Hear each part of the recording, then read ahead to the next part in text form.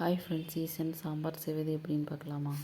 அதுக்கு ஒரு கடையை வச்சுக்கோங்க, எண்ணெய் ஊற்றிக்கோங்க. அதில் கடுகு, சீரகம், வெந்தயம் சேர்த்துக்கோங்க, பல்லாரி, வரமிளகாய் இன்னும் சேர்த்துக்கோங்க. அப்புறம் கருவேப்பிலை இதெல்லாம் சேர்த்துட்டு நல்லா வதக்கிட்டு அதுக்கு தக்காளி ஒரு மீடியம் சைஸ் தக்காளி பொடியான இருக்கிற தக்காளி சேர்த்துக்கோங்க. அது வதங்க வச்சு சேர்த்துக்கோங்க. உப்பு சேர்த்துட்டு நல்லா வதங்க பிறகு அதுக்கு மசாலா ஒரு அரை ஸ்பூன் தனி மிளகாத்தூள், கொஞ்சம் ஒரு 3 ஸ்பூன் சாம்பார் அது சேர்த்து நல்லா வதக்குங்க. கொஞ்சம் தண்ணி விட்டு அதை அப்படியே கொஞ்சம் நேரம் மூடி வச்சுருங்க. அப்புறம் அதுக்கு தேவையான காய்கறி என்னென்ன காய்கறி சேர்க்கணும் அந்த காய்கறியெல்லாம் சேர்த்துக்கோங்க.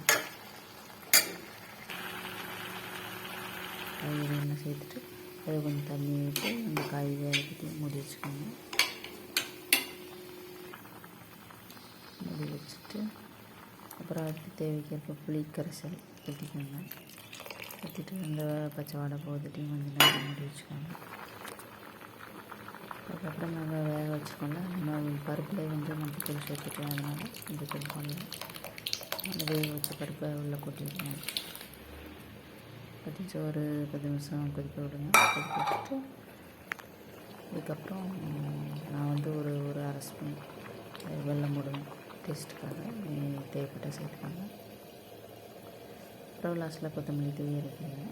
லாஸ்ட்டாக தேங்காய் ஒரு 2 சொட்டு விடுங்க. தேங்காய் 2 சொட்டு விட்டால் கொஞ்சம் குழம்பு டேஸ்ட்டாக இருக்கும்.